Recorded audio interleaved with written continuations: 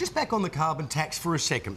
You know, there have been a number of studies now that show that the average household is in fact no worse off financially with the carbon tax than before the introduction of the carbon tax, particularly with the rebates they're getting.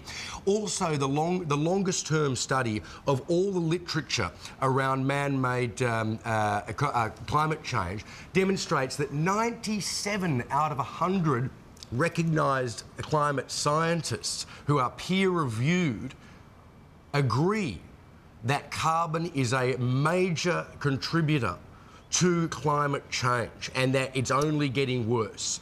So, number one, how are you going to price carbon? And number two, has it really been in the best interests of Australians to have a scare campaign around the carbon tax? Well, Andrew, look, there are a lot of issues that you raised there. Well, there's two really. One, people are no worse off, and two, the science is in on climate change. Well, Andrew, look, I accept that climate change happens, but we think it should be dealt with through incentives, not penalties.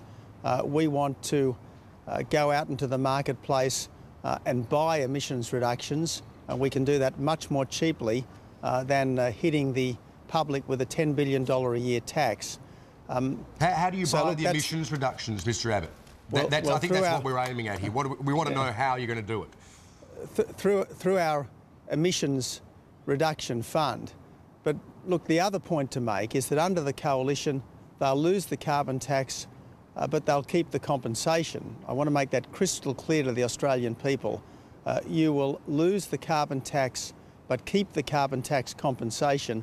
And that means that when you're doing your weekly or your fortnightly or your monthly budget, you should be better off under the coalition because you lose the carbon tax but keep the compensation.